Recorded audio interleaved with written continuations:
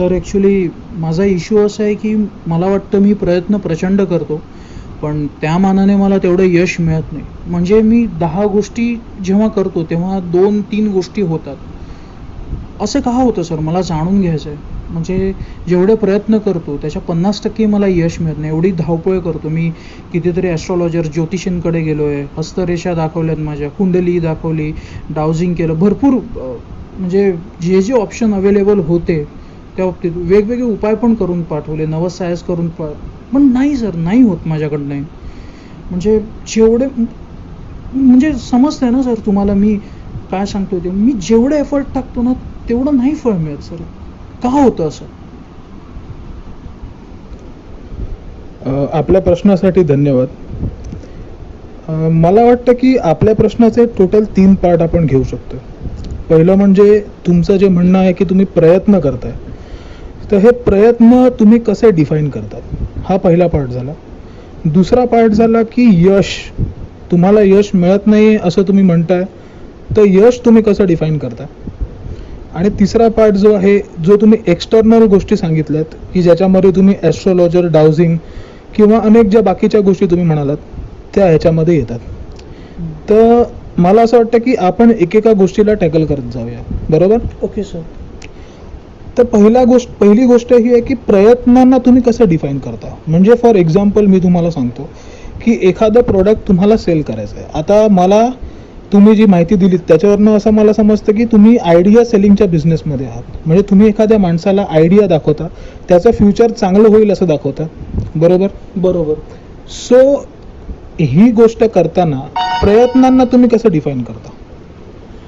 प्रयत्नांना सपोज म्हणजे मी प्रोसेसच सांगतो की एखाद्या व्यक्तीकडे मी जातो, त्याच्याशी बोलतो, त्याच्या आधी त्याची थोडी माहिती घेतो आणि कोणाच्या रेफरन्सनेच त्या व्यक्तीकडे जातो आणि त्या व्यक्तीला मी समजावून सांगण्याचा प्रयत्न करतो की सर ही गोष्ट अशी आहे, याच्यामुळे तुम्हाला हे बेनिफिट मिळू शकतात. पण तिकडेच कुठे की तिकडे हे सगळं एक्सप्लेन वगैरे करतो ना मी सर, तर तिकडं कुठेतरी घोडं अडतं माझं. म्हणजे ती व्यक्ती सांगते हां आपण नंतर भेटूया किंवा आपण नंतर बोलूया ह्याच्यावर, मला आता वेळ नाही आहे, मी आयडिया पटली आहे पण मी तुम्हाला आत्ता पेमेंट नाही देऊ शकत, नंतर पेमेंट दिलं तर चालेल का. हे अशा येतात गोष्टी. आणि काही वेळेला पेमेंट पण दिलं जातं पण तो चेकही बाउन्स होतो. असं हे मध्येच काही ना काहीतरी येतं. म्हणजे गाडी सुरळीत अशी जात नाही. किंवा तिकडे मीटिंगला पोचल्यावर ती व्यक्तीच नेमकी मीटिंगच कॅन्सल होते, तिला काहीतरी इमर्जन्सी गोष्ट येऊन पडते. सो प्रयत्न म्हणजे मी या लेवलने प्रयत्न करतोय सर की ह्या गोष्टी सुटू नयेत, तर त्याच्यासाठी कोणते डायलॉग मारू काय हेही विचार करतो, पण काही ना काहीतरी मध्ये सर घोडं अडतं माझं. म्हणजे आपण असं एक समजू शकतो की फिजिकल जी तुमची मुवमेंट होते, हां, तो एक पार्ट येतो प्रयत्नांचा की बरोबर. तुम्ही ट्रॅव्हल करता, तुम्ही एफर्ट्स घेता. म्हणजे ऑब्व्हियसली तुम्ही स्वतः चांगलं दिसण्यासाठी एक प्रकारची मेहनत घेत असता, चांगले कपडे घालता, गाडीतून प्रवास करता किंवा जे काय त्याच्यामध्ये इन्व्हॉल्व्ह होत असेल. दुसरी गोष्ट म्हणजे तुम्ही पॉईंट ए टू पॉईंट बी जाता. आणि तिसरी गोष्ट म्हणजे प्रत्यक्ष त्या व्यक्तीच्या समोर जाऊन तुमचा स्पीच किंवा तुमचा जो डोक्यातला रेकॉर्ड आहे तो तुम्ही त्याच्यासमोर डिलिव्हर करता. हे सगळं तुम्ही प्रयत्नांमध्ये इन्क्लूड करता, बरोबर? बरोबर. आता माझा प्रश्न असा आहे की ज्या लेवलचे प्रयत्न तुम्ही करता त्या लेवलला जो आपला सेकंड पार्ट होता की यश आपण कसं डिफाईन करतो, तर त्या प्रयत्नांना तेवढं यश मिळायला पाहिजे हा रूल तुम्हाला कोणी दिला. त्या प्रयत्नांना सर मी जिथे नोकरी करत होतो तिकडे सेल्सचे टार्गेट असतात आणि दुसरी गोष्ट असते की एक तुम्हाला स्वतःचं ॲम्बिशन असतं की बाबा हां हा एक सर्टन बेंचमार्क आहे किंवा हे स्टँडर्ड्स आहेत, हे अचीव झाले म्हणजे तुमच्या लेखी किंवा तुमच्या नजरेत तुम्ही यशस्वी असता. सो हा बेंचमार्क मी स्वतः ठेवलेला आहे आणि मे बी आधी जिकडे जॉब करत होतो त्याचा तो संस्कार असेल, तो संस्कार घेऊन मी स्वतः तो बेंचमार्क ठेवला असेल, त्याच्यामुळे असू शकतं हे सर. नाही, माझा प्रश्न तुम्ही थोडी गल्लत करता. माझा प्रश्न एवढाच आहे की तुम्ही जे आपण 3 गोष्टी म्हणालो, तुमच्या प्रयत्नांमध्ये ज्या गोष्टी इन्व्हॉल्व होतात, म्हणजे एक प्री प्रिपरेशन आहे की तुम्ही स्वतःवरती एक प्रिपरेशन केलेलं आहे. दुसरं म्हणजे तुमचं एक ट्रॅव्हलिंग आहे किंवा ती शारीरिक अंग मेहनत आहे. आणि तिसरं त्याच्याकडे जाऊन जी डिलिव्हरी आहे त्याच्यावर, म्हणजे या 3 गोष्टींवर तुम्ही मेहनत केली, त्याच्यात तुम्ही प्रयत्न केले.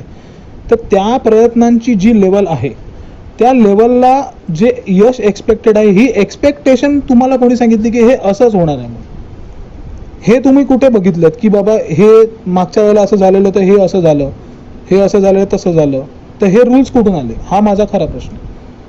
नाही सर, असं मग डिफाईन्ड असं काही रेकॉर्ड नाही आहे माझ्याकडे. म्हणजे रेकॉर्डेड असं काही नाही आहे, ते अनालिसिस नाही आहे सर. हे Exactly. आतून वाटतं, जे आपण म्हणतो हिंच म्हणू शकतो, गट फिलिंग म्हणू शकतो, ते आहे सर. एक्झॅक्टली.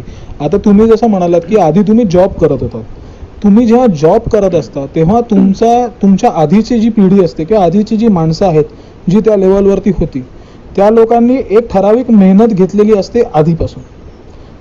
त्याचं पुण्य म्हणून तुम्ही तो सेल कंटिन्यू करत असता कुठच्या पण फील्डमध्ये. आता तुमची कंपनी 15-20 वर्ष जुनी होती, तर त्या 15-20 वर्षात त्या माणसाने, जो ओनर असेल किंवा जी कोर टीम असेल, त्या लोकांनी एक प्रकारचं एथिक्स आणि त्या प्रकारचं काम करून, तशी डिलिव्हरी करून लोकांना तसं इन्फ्लुएन्स केलं होतं Right. किंवा त्यांच्या मनात एक विश्वास निर्माण केला होता. आणि त्याच्यानंतर तुम्ही आला तर तुम्ही फक्त एक पॉइंट ऑफ कॉन्टॅक्ट होता की तुम्ही कुठे काही अडलं तर 24 तास एक माणूस अवेलेबल असावा, जो आधी 15 वर्षापूर्वी ओनर अवेलेबल असायचा, पण आता त्याने स्वतःला त्या कामातून बाजूला काढून तो बिझनेस डेव्हलपमेंटवर काम करत असणार. तर अशा प्रकारची कामं करण्यासाठी त्याने तुम्हाला ठेवलेलं की त्या प्रोडक्टची डिलिव्हरी व्यवस्थित झाली पाहिजे, कुठे लेट नाही झालं पाहिजे, किंवा प्रोडक्टची क्वालिटी एक्सपेक्टेड असली पाहिजे, कुठे आफ्टर सेल सर्व्हिसमध्ये प्रॉब्लेम आला तर त्याच्यामध्ये पण तुम्ही असला पाहिजेत. हे सगळं ओनरला जमणारं नाही आणि त्याच्यासाठी त्याने तुम्हाला ठेवलं. पण आता जर तुम्ही म्हणताय की तेवढ्याच प्रयत्नांवरती मला आता यश मिळावं, तर तो जो 15 वर्षाचा एफर्ट होता किंवा 20 वर्षाचा, तो आता तुमच्या पाठीमागे उभा नाही, ही पहिली गोष्ट. बरोबर. सो गोष्ट अशी आहे की तुम्ही जेव्हा म्हणताय की मी एवढे प्रयत्न केले, तर तुम्ही, आय थिंक जर तुम्हाला पॉसिबल असेल तर तुम्ही तुमच्या बॉसला विचारा की ज्याने ती कंपनी स्टार्ट केली होती आणि त्या कंपनीच्या स्टार्टिंगला तो किती तास झोपायचा किंवा तो किती तास मार्केटमध्ये राहायचा आणि तो किती तास घरी थांबायचा. करेक्ट. जसे आमचे गुरु नायर साहेब सांगतात की माणसाच्या आयुष्यात 3 दरवाजे असतात. पहिला दरवाजा त्याच्या घरचा, जो लवकरात लवकर सोडावा. दुसरा दरवाजा असतो ऑफिसचा, जिकडे फार कमी वेळा भटकावा ज्यासमोर. आणि तिसरा दरवाजा असतो कस्टमरचा, की जिकडे तंबू ठोकून बसून राहावं. सो मला असं वाटतं की तुम्ही ज्या आधीच्या जॉबमध्ये असाल त्याच्या फाउंडरने ह्या तत्वावरती काम केलेलं असणार आणि त्याच्यामुळे त्याला जे यश मिळालं किंवा त्याची कंपनी जर 20 वर्ष चालू आहे, यश मिळवत आहे, तर त्याचं तेच कारण असेल. सो एक गोष्ट तर मी तुम्हाला क्लिअर कट सांगू शकतो की तुमची जी एक्सपेक्टेशन आहे ती तुम्ही तुमच्या जॉबच्या एक्सपेक्टेशनशी मॅच करणं फार चुकीचं आहे. मला जरा एलॅबरेट करा. म्हणजे माझे एफर्ट्स, माझे जे स्किल सेट आहेत, जो जॉबला होता आणि आता मी बिझनेसमध्ये आहे, हा कम्प्लिटली वेगळा असणार. माझा बिझनेस खूप जास्ती एक्सपेक्ट करतोय, माझा वेगळा माइंडसेट एक्सपेक्ट करतोय, माझे स्किल सेट अजून वरच्या लेवलला एक्सपेक्ट करतोय, माझे एफर्ट्स अजून वरच्या लेवलला एक्सपेक्ट करतोय, असं म्हणणं आहे सर तुमचं? वरच्या लेवलला एक्सपेक्ट करतोय असं म्हणण्यापेक्षा, जसं आमचे अजून एक गुरु आहेत ग्रँट कार्डोन, ह्यांचं असं म्हणणं आहे की तुम्ही जो पण रिझल्ट एक्सपेक्ट करता त्याच्यासाठी जे एफर्ट्स तुम्ही टाकता त्याला नेहमी 10x करायचं. 10x. सो 10x याचा अर्थ असा आहे की तुम्हाला जर वाटलं की मला ह्या दिवशी 5,000 रुपये कमवायचे किंवा 10,000 रुपये कमवायचे आणि तुम्ही बॅक कॅल्क्युलेशन करून तुम्हाला असं समजलं की बाबा मी दिवसाला 20 कॉल केले तर त्याच्यामधले 5 कॉल सक्सेसफुल होतात आणि मला 5,000 रुपये मिळतात, हे तुमचं आतापर्यंतचं कॅल्क्युलेशन आहे. राईट. पण ग्रँड कार्डून असं सांगतात की त्याला तुम्ही 10x करा. ह्याचा अर्थ जे 20 कॉल तुम्ही करत होतात त्याला इंटू 10 करून 200 कॉल्स तुम्ही करायला हवेत. ओके. सो हाच माइंडसेट मी तुमच्याकडनं किंवा तुमचा प्रश्नच तुमच्याकडनं एक्सपेक्ट करतोय की तुम्ही जे पण एफर्ट्स घेताय त्याला तुम्ही इंटू 10x करा. सो तेव्हा जे तुम्हाला एक्सपेक्टेड रिझल्ट्स असतील ते दिसायला चालू होतील.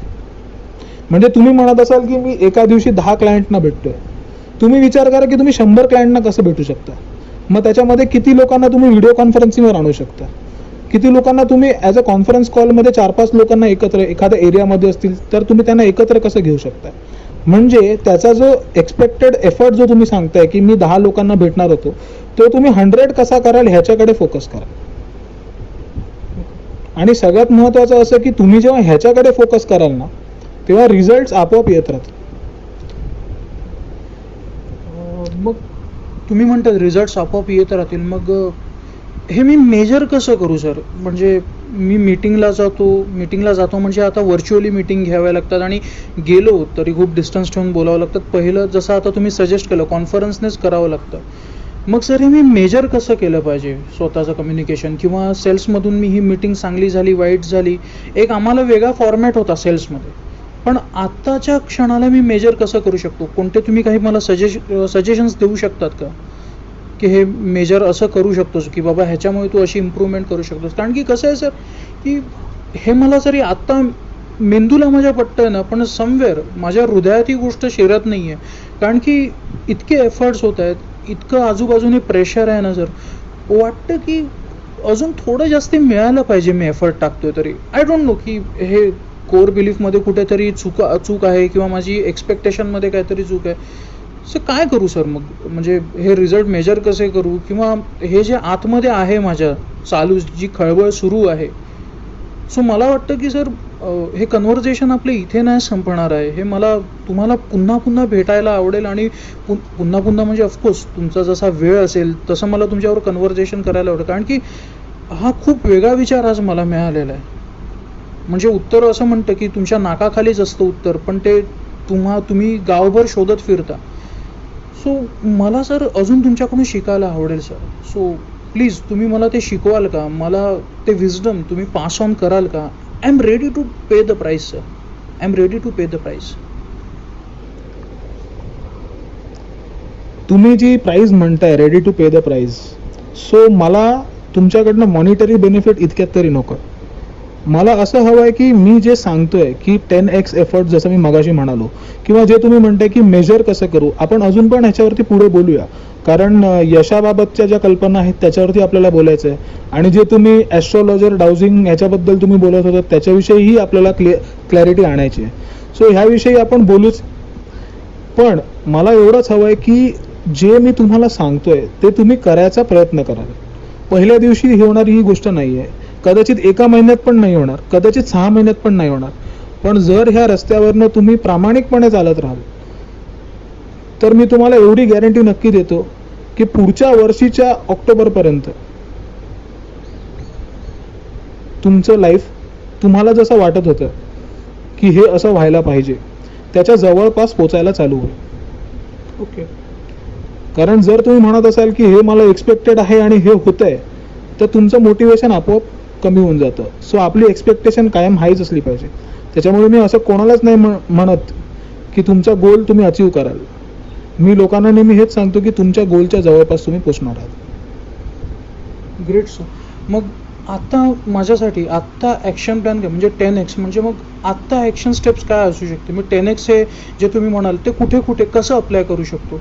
म्हणजे माहिती आहे मला कस्टमाइज करून माझ्या फील्डमध्ये ते वापरायचं आहे, पण एक थोडं डिरेक्शन मिळालं असतं तर मला अजून बरं वाटलं असतं सर. आता हे करणं एकदम सोपं आहे. म्हणजे तुम्ही सकाळी उठल्यापासून रात्री झोपेपर्यंत ज्या ज्या ॲक्टिव्हिटी करता त्याची एक लिस्ट बनवा. करेक्ट? ओके. आता ह्याच्यामध्ये सकाळी उठल्या उठल्या तुम्ही तुमच्या हेल्थसाठी जर कोणता व्यायाम करत असाल, जर तुम्ही 10 उठाबशा काढत असाल तर त्याच्या इंटू 10x करून तुम्हाला 100 काढायला हवेत. आता मला माहिती आहे की एका दिवसात हे 100 पर तुम्ही जाणार नाही, पण तुमच्या डोक्यात कायम असलं पाहिजे की मला 100 काढायचे. जर तुम्ही विचार केला की मला 10च काढायचे आहेत आणि तुम्ही 10 काढलात तर तुम्ही खुश व्हाल, अरे मी 10 काढल्या. पण जर तुम्ही 100चा विचार केलात तरी पण तुम्ही 25वर पोचता, जे 10पेक्षा 15 उठाबशा कधी पण चांगल्या जास्ती. हे तुमच्या लक्षात आलं तर तुम्हाला 10x चा फंडा लगेच समजून जाईल.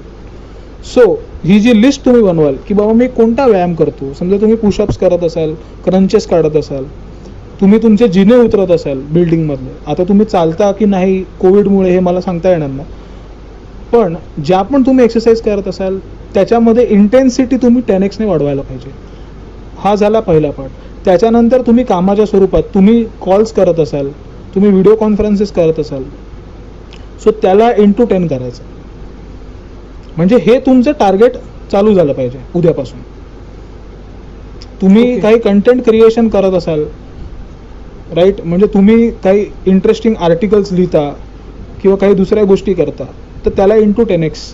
तुम्ही ज्या रिलेशनशिप्समध्ये आहात, तुम्ही 10 मिनटं तुमच्या गर्लफ्रेंडशी बोलत असाल तर त्या 10 मिनिटात 100 मिनिटाचा आनंद तुम्ही कसा द्याल फोनवरती, ह्याच्याबद्दल तुम्ही विचार करा.